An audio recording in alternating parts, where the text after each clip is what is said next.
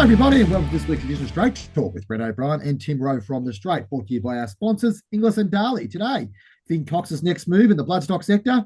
We reflect on the legacy of George Smith, a $150 million stallion, plus Aussies busy at Tats, and history for Fastnet Rock. We also chat to Mitch Bates at Inglis about Inglis Digital and a Melbourne Cup runner for the English team. In racing, Tim and I debate how good is the racing blogger, challenges and opportunities in WA, and the ins and outs of the Melbourne Cup. And in wagering, we chat bowling, Entain, and betr. Tim, plenty to chat about this week, but probably the breaking news this week came out Wednesday. Vin Cox announcing, well, we've long waiting to see what was coming next for Vin since he left Geelong. Obviously, he departed Geelong relatively suddenly in March. He served out a 6-month gardening leave time, but it hasn't taken much time after that gardening leave for Vin to pop up again. Interestingly, in a consultancy role, while bloodstock role with Star Thoroughbreds. I guess, did it surprise you, Tim, that he was end up back in the bloodstock world, or do you feel like this is just part of the next step or next part of the story for Vin? Not a total surprise. That's his background. That's how he started, as a bloodstock agent, and working the sales, and he's worked his way up. He got to running Magic Millions, and of course Godolphin, and then Geelong, some very high-end jobs, I guess, in the industry. But he never lost that eye for a horse, or the love of seeking out horses and trying to find the next superstar. Obviously, Godolphin, he bought in secret from the sales, and a few good horses at Geelong as well. Different budgets, of course. Godolphin had to be quite sort of select, I guess. Surprisingly so, for some might say, but he's always had a good eye for a horse, and it's sort of back to the future with Denise Martin, a good fit with Brett Howard bowing out. Yeah, and I caught up with Vin during the week. They had a bit of a brief chat about his next adventure. Ideally, what I wanted to do, once my time cleaned up with Geelong, was to do a bunch of freelance stuff. Yeah. Just sitting at home, minding my own business, the phone rang. I was Denise, and Denise, how are you? We've always got on very well. And she just put it to me, and I was, oh, wow, okay, I'd never thought of that. And obviously there was the situation with Brett, and Brett's done an unbelievable job to start Thoroughbreds, and I've known Brett and been friends with Brett for over 30 years, probably close to 40 years, and enormous respect and over that time and friendship. So there was that bit to play out, and so yeah, Denise rang me, and we nutted it out over the last couple of weeks, and very, very excited to be joining Denise and Star and Chris Waller's team, and working closely with them, and hopefully, I'd love to say, having somewhere near the success that Brett achieved during his tenure. I was going to say, it's a hard act to follow, but you probably had a few phone calls in your last few months. Then, what was about this one that sort of led you thought, well, this is the right mix for me? Look, it's right in my sweet spot. It's I enjoy thoroughbred sales. I enjoy looking at yearlings and assessing yearlings. It's working with high end operators, and operators that work at an elite level, and that appeals to me immensely. Denise is, she's without reproach in terms of her ethics and business model. And you'd have to say, working with a stable like the Wallace stable, or the horses end up in the Wallace stable, who, again, he's the gold standard of trainers in the country at the present time. So really just it was just something that very much appealed to me. It was, like I said, just fits what I want to do. And there's other gigs and roles that can work in and around it. And I said sort of working much like Brett operated. He had his own bloodstock agency. Not that I see myself as being an inverted commas bloodstock agent, but certainly sort of consultancy work and an agency is required. Yeah, it's interesting one there, Tim. Like, obviously, it's part of the plan for Vin. There's probably other things on the horizon. He spoke a bit more in detail about international opportunities that might open up. Obviously, this is for next year, the 2026 yearling series, but the view to maybe doing things going forward. It's an interesting arrangement. I think it'll work well for Vin. I think it'll work very well for Denise. I don't think we'll see Star Thoroughbred step back at all in terms of their investment. Speaking of bloodstock people, we lost George Smith during the week, Tim. I mean, remarkable record and legacy when you look back on it. Matt Stewart's written an excellent story this week about his impact, both from the stuff that he did from Stockwell Stud, but also what he was able to do in selecting champion racehorses for Tommy Smith, Bart Cummings, Gay Waterhouse, Lee Freedman, the biggest name in racing. Often bloodstock agents a little bit forgotten in the success stories of these trainers, but geez, they couldn't do it without them, could they, Tim? No, the eye for a horse, I think that was George's strength. And we see it in the market now all the time where you look at a pedigree and go, how did that horse make so much money? Or a horse that's perceived to be extremely well bred sell for not much at all. And there's veterinary issues, but a lot of it comes down to conformation and physique and the look of the horse. And that's what George focused on primarily from what I'd never met George, but what I ascertained and what people have told me and those that were close to him, he was all about how the horse looked rather than, pedigree was very much secondary. Yeah, it's an interesting industry, bloodstock selection, because experience does count for a lot. And over time, there's an argument that bloodstock agents only get better as they get older, Tim, as they get more experience in terms of their selection. So, and George was still going around, probably 5 or 6 years ago, 6 or 7 years ago, and came from extraordinarily humble origins, coming out of an orphanage in Sunbury to be able to become one of the most influential, background players in Australian racing over that journey. So, I urge you to go and have a look at Matt Stewart's story. It's an excellent story, an excellent reflection on a man who made a significant impact. Talking about major impacts, Tim, how much would you pay for a stallion? $3 million US paid for a share in Not This Time, a 2% share, and even that value's been 150 million US, or if you're playing in Australian dollars, 225 million Australian dollars. It's big money, Tim, but it does show you how lucrative and how at that top end, that sharp end of this bloodstock industry globally, there's a lot of money. It is, but not this time. Sort of, I think some have compared him to I'm Invincible with the rise up the ranks, what he's done, and he's sort of second on the US size table this year, and he's just continually gone up and producing a lot of good horses. So, getting access to a stallion like that for Hillendale, John Secure and his son Jez, who sort of plays a pretty integral role now, and we've seen that name Hillendale in Australian markets the last couple of years, buying mares and certainly yearlings with Will Johnson. So, in some ways it makes sense, particularly when you consider the booming yearling market over there at the moment, sort of spurred on by the tax incentives from the President Trump that enacted. So, they can write off 100% of their yearling purchases immediately, and that will drive demand to the yearling sales, and therefore breeders can reinvest. Yeah, and Not This Time's only 11, Tim. So, I think Sebastian Hutch alluded to this a couple of weeks ago, that the current crop of young stallions in Australia, I mean, Intermischief's still the king over there and still leading the size championship. That may change after this weekend's Breeders' Cup, but Not This Time is second at the moment, and it's at only 11. You've got Gunrunner, who's 12, who's third. You've got horses like Constitution and Practical Joke, who are sort of relatively sort of mid sort of way through their stallion career. There's a lot of upside for that in that American market at the moment, and as you said, that probably tax incentive and maybe a little bit of the Netflix effect. I saw our old mate Michael Overone turn up the other day being interviewed about buying a share at that same sale, buying a share in a Breeders' Cup participant this weekend.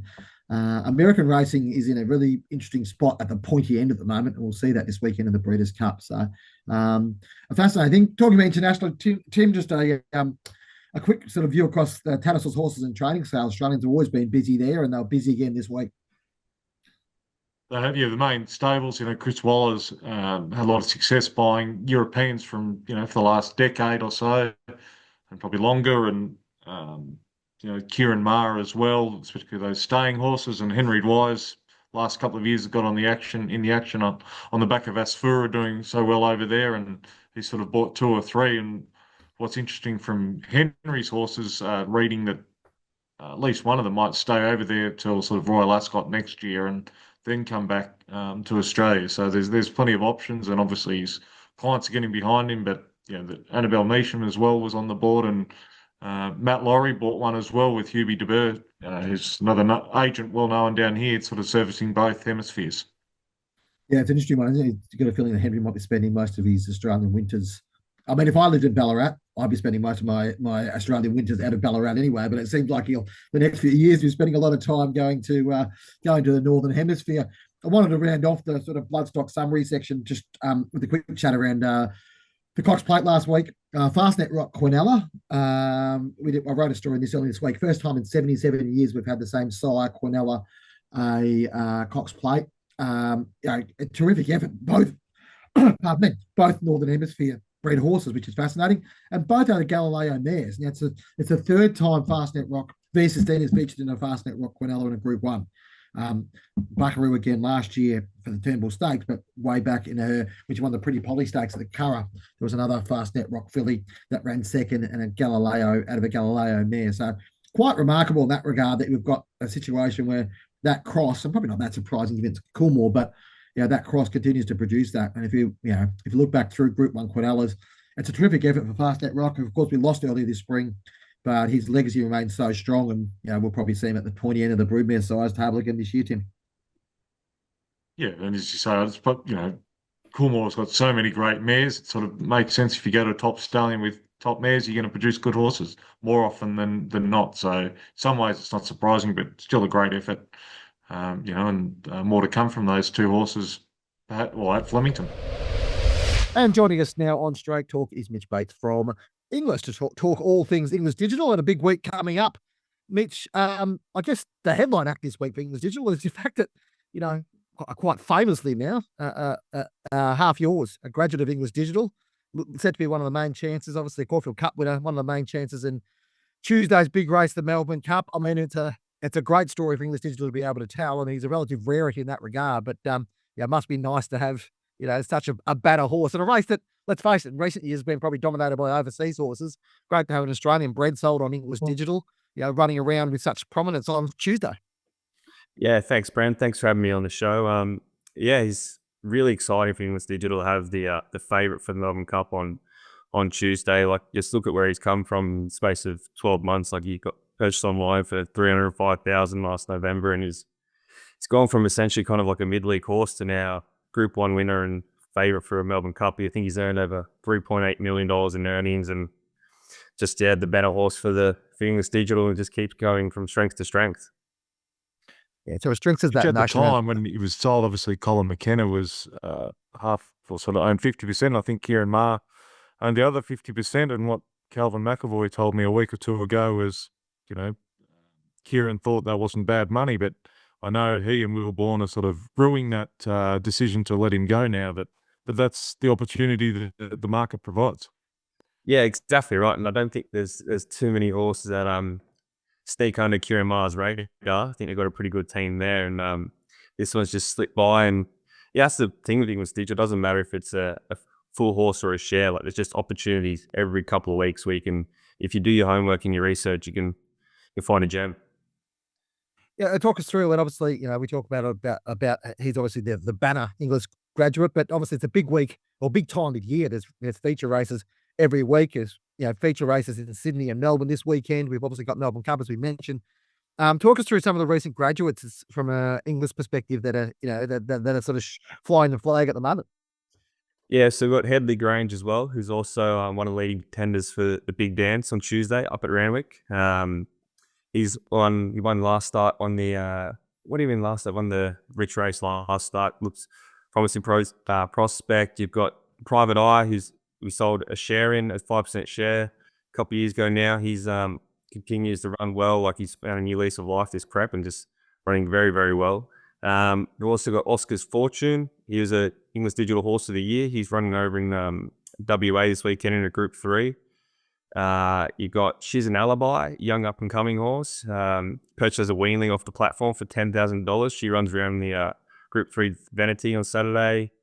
Caballas, he's running this weekend. You could have bought him off the platform.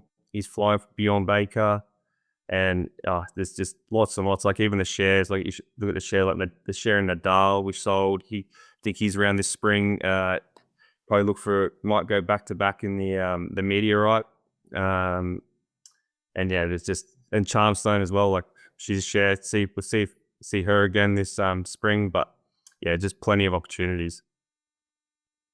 What your I know when Bren and I reach out to the media rep at Inglis, Peter Fitzgerald, and we ask him for some information, he gets back to us. But I know he goes to you. You're the stats and data guy at Inglis. What sort of trends are you seeing with the market at the moment, particularly Inglis, and your sort of calendar year, sort of not far away from closing? How's it looking?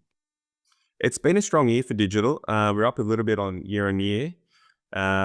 There's a real appetite for racehorses still, like especially those that have kind of proven around the metro standard, or the ones that have kind of lightly raced 3-year-olds. Like they always sell very well, and I think it's just a great way to get into the game. If you don't have to wait, if you buy a yearling or weanling, you can come straight to digital, get a racehorse that could compete within 2-3 weeks straight away, race in your jurisdiction, and just get involved with the racing game. I think it's really good for new people looking to get involved in racing as well.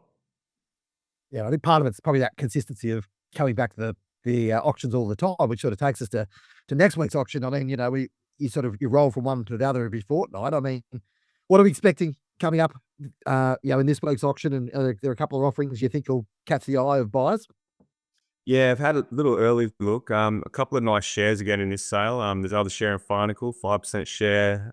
There's 2.5% in a young 3-year-old Morris filly, a bleed called Morisu Oju for Kira Ma. She's going around the Oaks on Thursday, so you could potentially be buying a share on Wednesday, running a Group 1 the very next day, which is pretty exciting. I think she's around the $15 at the moment, so getting a live chance there. And we've also got a stallion share in Cool as a Beal. And obviously the noms aren't out yet. The next Thursday, and then on Champions Day, there's a couple of Inglis graduate races. The Inglis Banner for 2-year-olds was at Moonee Valley previously, and now being run down the straight at Flemington. Any sort of early whispers or chat that you're hearing of horses that may be heading that direction? Unfortunately, I haven't heard any whispers yet of the early 2-year-olds heading down. I know last year there was a good one within the law, and we heard about pretty early on. I know the Derby team were pretty strong with her, and they proved right. She's gone on to bigger and better things. She won the first 2 English races and gone on and ran in almost everything. And then I think she's going around the Oaks again on Thursday too. So she's a very, very good filly. We've got the bracelet. I know one horse is going down the bracelet Thursday. O'Diamond Lil is heading down from Sydney. She could be a good chance. Roll forward, and she Group 3 winner this prep, then kind of stepped up and grown in a couple of races. So maybe back to the 1600 at Flemington could be her race. Good chance for obviously Arthur Inglis is in that horse, gets some of his own money back there on Thursday. Yeah, well, he has been giving it a bit out with the extra bonuses though as well, because they're going very strongly. But I think this year there's eight gone off so far, and across the 2 seasons we're paid out $4.1 million in extra bonuses. So giving out plenty to the owners as well, and everyone that's part of the English race series. Yeah, I was Arthur. going to say, just finally on that, Mitch, you talk about these English races across the Flemington Carnival. I mean, it's a really important part of the engagement for people to get to these big carnivals and be able to see their horses run. And it's a great opportunity to have those races sort of set out for these type of horses, isn't it? Yeah, exactly right. Like you want to have owners going to those big days, and on Oaks Day and Stakes Day, two of the biggest in the racing calendar in Australia. And then you've got the Millennium up here in Randwick. That's only a good day. And then as well with the extra bonuses, what we're doing now, like we're putting those on pretty much every week. There's 50 across, predominantly New South Victoria, but we try to put them on a lot of the country racing carnivals as well. So then the country getting their big days, they got an extra bonus on. So trying to spread the love. Mitch, great to catch up. Thanks for your time, and all the best. Obviously, half yours will be carrying Inglis's support on Tuesday. It's a big week. It's always a big time of year, but it's English graduates to the fore, and it'll be fascinating to see how he goes on Tuesday. Thanks, Bren. Thanks, Tim. Yeah, it should go well. A bit of rain about, which will help him, so looks a very good chance. Tim, it's a huge week of racing. We've got Derby Day on Saturday. We've got the Golden Eagle. We've got the Melbourne Cup on Tuesday. We've got Oaks Day. It's just a Champions Day. It is an awesome week of racing for racing people. And the man who's captured all the attention is not, a local per se. He's a man who's come in here, Stephen Power, the racing blogger. Now, we've had a bit of discussions about, across our WhatsApp groups about Blogsy this week. I don't think I've seen an import hotter than this since Double Trigger came to the was it 1994 Melbourne Cup, it might have been. Now that didn't end well for Double Trigger. He was well beaten in that race. But let's your thoughts, Tim, on his impact and what he's been able to do. Like, from your perspective, he's been here since I think last week. He's given so much energy and so much coverage. Race Victoria clearly tipping in a bit of cash to get him over here. Has it been a success, do you believe? Well, I backed Double Trigger that year, unfortunately. So sorry, Mark Johnson, I'm on stopped him. But I'm all for Blogsy. He's done a great job. I don't know whose idea it was. I've got a feeling it might have been Simon Morris, who sort of played chauffeur, former trainer and assistant trainer, taking a lot of the credit for Asfura, funnily enough. I think he's sort of had something to do with it, but I don't think even the marketing department at RV could have estimated just how well he's gone. Blogsy, he's obviously hasn't slept for 2 weeks, it seems like. He was at the Sandown Dogs last night and then at Flemington Track Work this morning with Chris Waller. So he's whatever he's getting paid, he's well and truly earning it. He's resonating with pretty cynical punters and still resonating with most of them. I know mightn't have convinced you, Bren, but the majority, I think, have got behind him. The participants are embracing him. As I said, Chris Waller, Gay Waterhouse, James McDonald, and giving quite, insightful interviews. So I'm all for it. He's done a good job. Whether he can sustain a couple of weeks hard at the best times, but the way he's going, he'll keep charging through day after day. From morning, dawn till late into the night. Good on him. It's certainly given a prominence to it. I guess there's a couple of questions sort of around this one. The first one is, I think he's definitely cut through to the racing audience, and they probably enjoyed his enthusiasm. I wonder how sustainable that is. Like, if you brought him back next year or whatever else, because everything's 10 stars, everything's the best ever, which I think is awesome from a marketing perspective. I don't know how sustainable that is from a content perspective, and maybe I'm being a little bit cynical here.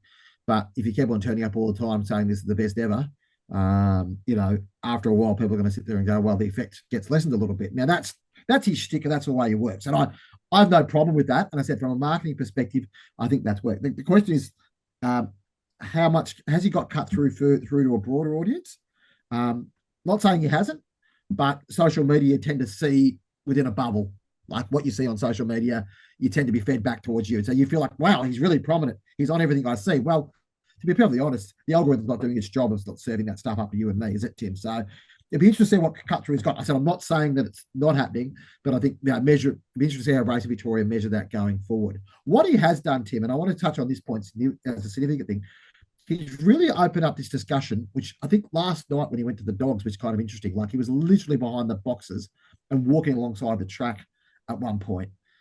Good on GRV and Damien for actually making the effort to sort of give him that access. But it really highlighted the fact that we are very much still stuck in a world sometimes with racing where there's the horses and there are you, and some of it's for safety reason, which I get, but there's also this sort of blockage between accessibility for the general public or accessibility for general people and the racetrack, the racing industry itself.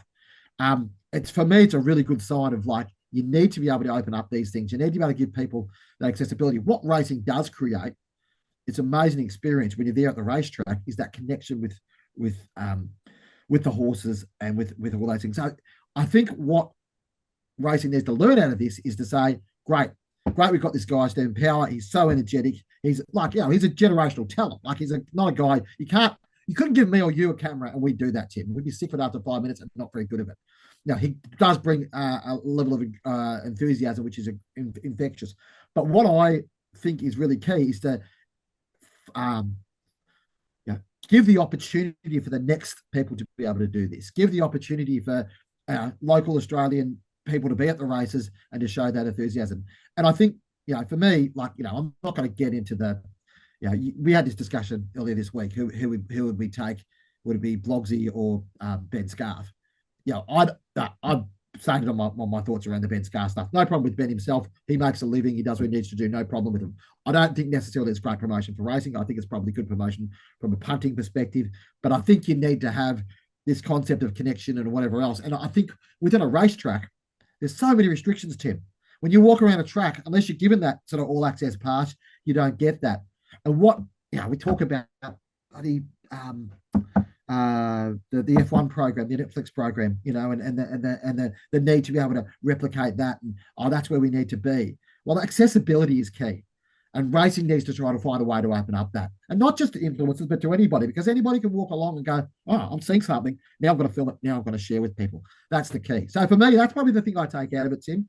I'm a big, I said, it's probably not for me. I'm not the sort of person who's going to jump up and down and say, this is awesome. I'm so engaged about racing because of what Stephen Power is doing. But what I do see out of what he's doing is an opportunity for Australian racing to change the way that it engages with content creators on a day-to-day basis.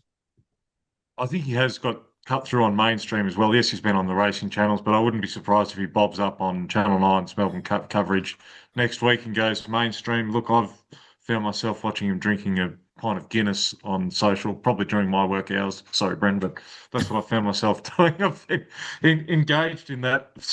Why? That was the best pint of Guinness ever. This is the best pint of Guinness ever. I've never had a better pint of Guinness. My only question, Tim, is what happens next time he drinks a pint of Guinness? Is that the best one yet? Like at what point do you sit there and go, hang on, this guy's just put mayonnaise on it? Like, is he a salesman? And of course he is. I don't like that's probably, but that, infectious enthusiasm becomes less and less infectious with time, in my opinion. Good on him and keep going, Blogsy. I'm all right behind you. We'll get him on the podcast one day. And he's punting and he's living the life. Like, he's living the great life. And if I was a UK expat, or someone coming out from here, I'd be like, I want to do that. That looks awesome. Now, you might not quite the same accessibility, but like I said, I was probably more cynical to start with. The more I see of him, I'm more like, oh yeah, there is a charm to this. But there's also an opportunity here for racing to, break down the walls a little bit and to stop the people with green coats or red coats at the gate from stopping people coming in and out. Like, racing is to be experienced, and you need to be able to create that opportunity for people to do that. Tim, a couple other things to touch on. The WA situation at the moment. You covered this story off earlier this week with the trainers and Rowe and where things are at. I mean, what's the latest on that one?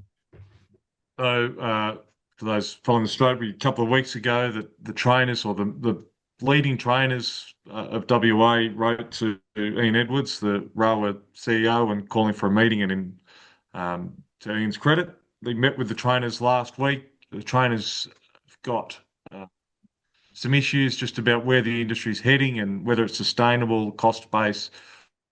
We've spoken about this before. I think Rowe is unique in that it does run the WA tab and betting corporate bookmaker effectively, where no one else does, no other PRA does. But so the trainers are concerned, and what I took out of the letter that what was written by Simon Miller, sort of detailing the results of that meeting, were concerns about just how much thoroughbred racing is subsidising harness racing. And I know those trainers don't want to cut off harness racing altogether. They know it's an important code and employer and things like that, but it is costing thoroughbred racing millions of dollars in their eyes.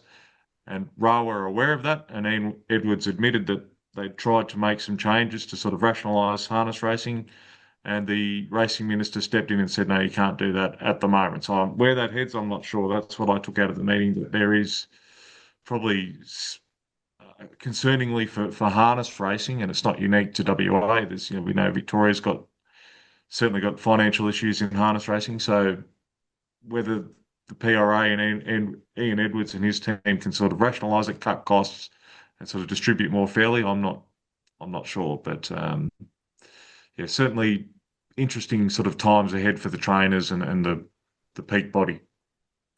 Yeah, Rowe reporting this week that it's overall annual deficit dropping from $40 million last year to $17.5 million this year. So some positive news there in terms of where they sit. As you mentioned before, Rowe has driven like a lot of opportunity, like they've got an opportunity to drive revenue from the tab which they operate. And what was interesting was sports betting was the thing that drove a lot of the growth in the WA tab, helped to build revenue. 25% jump in sports betting in a year. That's a significant amount, and it does show you how those dynamics are changing. Tim, I just wanted to touch on the Melbourne Cup. Obviously, it's a massive race. We've spoken about it before. Wagering wise, it's 4 times bigger than any other race in the country. It has amazing cut through. What do you make of this year's edition, Tim? I feel like it's an interesting one because I feel like there's probably enough local intrigue. Half yours, you mentioned before, but yeah, probably a few other sort of horses around the tracks. But we've had a sort of litany of stories of horses being ruled out through scans. I mean, what's the vibe? Do you think, like we're 4 days out for the Melbourne Cup now? What's sort of your vibe and feel now about where it sort of sits in this year? I think it's a pretty good race. I think it's building up. Touch wood, all the horses get through to Tuesday, but I think with Al Riffa coming out and Australian Bloodstock paid a lot of money for him. And I had debating with someone yesterday about Buckaroo, saying he's almost a moral in the Melbourne Cup. Cox Plate forms the go, and I thought, well, I think this is a much stronger edition compared to last year. So I think it's holding up quite well. Yes, we lost Sir Delius, who would have been favourite, and there's a cloud over a couple of others today. But I actually think it's building quite nicely. The narrative's good, and there's plenty of opinions from a punting perspective you can take, or angles, and get your head around the horses now as well. Sort of even the Europeans, with that form lines, you can weigh it up pretty well. I'm quite optimistic and looking forward to it. Yeah, it's an interesting race. I can't remember the last time we were down an Australian bred horse's favourite of the races. Tim, maybe I'm forgetting something most recently, but half year was currently equal favourite at the moment with Valiant King, which is an interesting one as well. Yeah, it always is a fascinating race. Last year, I think, provided one out of the box. We're probably a bit wondering about what the story would be out of last year's race. I don't think anyone, or very few people, predicted it to be a 100-to-1 winner trained by, a woman who'd won a Melbourne Cup and hadn't been back in 23 years, and all the stories around that went around Knight's Choice. It was an extraordinary story. It's an amazing race. It creates its own stories, and that's why it's such a fabled history. So it's been an interesting addition. Again, I just wanted to touch also, there's an article on the Straight today about Godolphin's shot at the Victoria Derby tomorrow, Tim. I think they've had 10 place getters across both derbies, might be even more. They certainly had, I think, 6 or 7 place getters in the Victoria Derby over time. Never won the Victoria Derby. They've got the short price favourite Observer. So fascinating race. Warwick Bard's written a story about that. Worthwhile checking out that article as well. The following segment is brought to you by Darley. It's been a huge month for Darley Stallions. They've been everywhere you look. Baywhack by Bivouac taking out the Golden Rose, and War Machine, another Harry Angel, 2 strong in the Gill Guide. Tintiris and Tempted flying the flag for Street Boss. 2 Darn Hots, Philly Shiki taking out the Jim Crack, and Gayout making his mark with Freedom Flame and Derby favourite Observer. And it doesn't stop there. Darley Stallions are front and centre, heading to the Golden Eagle, the Coolmore, Victoria Derby, and the CF4. Keep an eye out. The Darley Stallions are flying.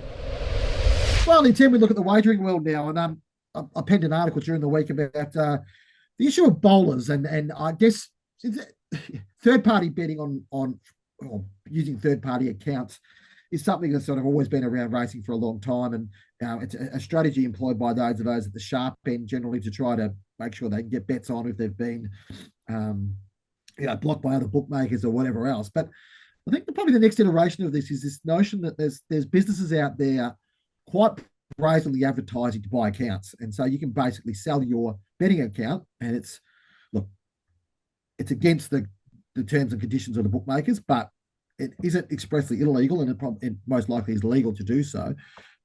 Anything up to sort of $500, $1,000, sometimes only $100. It depends what account it is and how it works out. My concern around this, I don't think it's a particularly desirable aspect of it, because some of these companies are asking for your access to ID and create bank accounts on your behalf. This is a bit of a worrying development from my perspective, and something that obviously the bookmakers are worried about, because they've got Austrac looking at them and working out what they're doing and making sure that they've got source of funds and all that sort of stuff, and anti-money laundering stuff. It's a questionable practice in my eye, and something that I don't know what regulator, because we have a mismatch of gambling regulators in this country, Tim. But one of the regulators probably needs to look at in order to make sure that this doesn't become more widespread.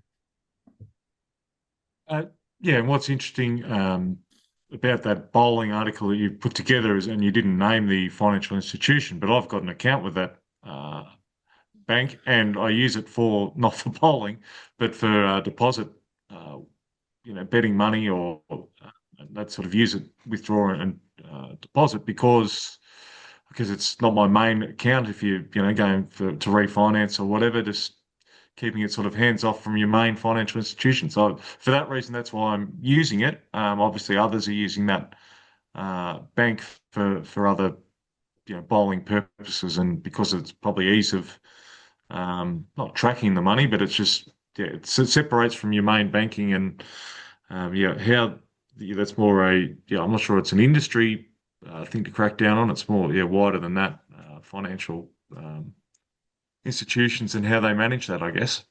Yeah, and I guess there is it's against the rules of racing in most jurisdictions in Australia to bet on from a third party account. So therefore, if you're a registered owner or whatever else, you can actually, if you're found to have been bowling, you could actually be fined or suspended, or there's a variety of sort of options that you can sort of find yourself with that as well. So it's interesting. There is sort of some form of way, I guess, of discouraging this, but it feels like this industry is evolving in a way. And some of these companies that are offering this, Tim, they're popping up effectively overnight. They're only 2 to 3 months old. They go through the spring carnival. You get saturated with ads. If you're like me, Tim, and you're looking through Instagram or TikTok, there's no shortage of people willing to make you money. There's this match betting strategy around about bonus bets and deposit matches in order to sort of arbitrage them and make money out of them. So it's quite a complex beast, but I think it's one that, for me, it highlights the example of why we probably need a national regulator in the wagering space in order to make sure that things are done properly. I know the big guys have got the big bookies have got their teams or got their technology in terms of being able to keep on top of this. But what it does, and it sort of parlays into the next conversation I want to have about Entain. Entain obviously defending quite serious civil charges brought by Austrac, potential fines in the hundreds of millions of dollars. Effectively, this involves 17 accounts which have been operated by people which Austrac claims are have a questionable source of funds, and where that's coming from, and whether that's hooked around with possible money laundering or counter-terrorism funding issues. So it sort of feeds into this broader challenge around racing about source of funds and where things are coming from. Entain, by the way, just an update on that, have sort of said they will defend this relatively strongly should it go to court. They are still trying to pursue a settlement with Austrac, but it's an interesting one because we kind of thought that maybe Entain might be like, all right, we'll just take our punishment and walk on. But they're quite strongly defending, and they're saying that they took all the advice that was given to them in terms of their AML programs. They've admitted that they were probably short of the mark, but that was the industry standard and where things were at that stage, and they followed all the instructions they could do. So it's an interesting argument to try to make. It could prove to be a winning one for them if they can escape these charges, and I would think it would be a massive blow for Austrac if that happened, because this has never been tested in this way in court before. But what it might do the other way, it could backfire and end up in, rather than sort of coming up with a settlement, which is more modest, they could end up in $400, $500 million worth of fines. So a little bit of a gamble, I suppose, for some aspects, but Entain are pretty strong in the fact that they've got a case to argue here. Finally, Tim, I'll just go on an interesting perspective. betr released their results, quarterly results yesterday. Positives for them. Turnover's up. They believe they're taking market share. Obviously, they've been heavily involved in this points bet stuff, but at this stage, they say that that's been a good investment for them. They've got 27.7% of points bet. Moving beyond the sort of balance sheet, what they did say is they're seeing a material uplift from the amount of people using Sky Racing on their site. So they put Sky Racing on their site, I think it was earlier this month, Tim. And they're saying that people are far more engaged with their betting product because they've got Sky Racing. It'll be interesting moving forward to see what that looks like, Jim. Broadcast or the concept of having on your phone the power to watch things. We know that Sportsbet have got it. We know that Tab have obviously got it, and now betr have got it. How important is it, do you think, that people have access on mobile phones to vision in order to watch races and watch things evolving when they're betting? Do you think is it a must? Got to be a must-have moving forward for bookies? Oh, I think it is. I'm not sure if I've said it before, but my teenage son's playing cricket now in sort of again in men's grades or older, as well as his underage cricket. And he said he wants me to play, which is ridiculous. I said I haven't bowled for 25 years, but not that way. You're bowled in that way. He said, "No, Dad, you'll fit right in," because some of my teammates had to run off the field so they could watch a race while they were fielding. He said, "Sorry, I'm not. Just keep playing, but I've got to run off to watch a race on the phone." So that shows how important it is to have vision like that. And I think that's to racing's advantage, that you can do other other things. I blame Blogsy. He's got people too excited about racing that to run up a cricket pitch to watch a race. But anyway, I did one stage when my breed cricket career did get myself out so I could watch the 1997 Cox playing. So I was quite glad that I was dismissed for a very badly made five and ended up going to watch Dane Ripper, as I recall, with the Cox plate. Hansie so anyway. O'Brien there. Okay, good on you, Hansie. And just, Bren, just one thing. There's a bit of breaking news coming through just while we're recording this, that Tanya Fullerton's been appointed permanently as CEO of the Melbourne Racing Club, and Jonathan Munns has joined the board, obviously after Tom Riley left as CEO in June, and John Kangas resigned a couple of weeks ago just on the eve of the carnival. So that's interesting industry news as well from race club executive level. Yeah, we'll take a bit of time to digest that one, I think, Tim. That's a very interesting development. And I think it's interesting to see Jonathan Munns. A couple of people have called him out. Wayne Hawke called him out and said, if you're going to do it, come out and put if you're going to be part of the background, you might as well be part of the foreground and be part of it. So that's a fascinating development. We'll see how that goes on the next few weeks. But interesting times at the MRC. Might explain why my phone's been melting down while we've been on this podcast. So, Tim, always great to catch up. Enjoy Cup Week. Thanks for joining us on Straight Talk, everybody. Brought to you by our fabulous sponsors, Inglis and Darley. Don't forget to give us a rating wherever you're listening to us, and be sure to subscribe. Check out our offering for to sign up as a member of the Straight now. Special discount there if you want to apply that. But we've obviously opened that up. You'll see more and more of our articles will become members only in the coming weeks. So I encourage you to get involved in that. Send us an email, editor@thestraight.com.au. Let us know what you think about what we're talking about and anyone we should be talking to. We'll talk to you again next week.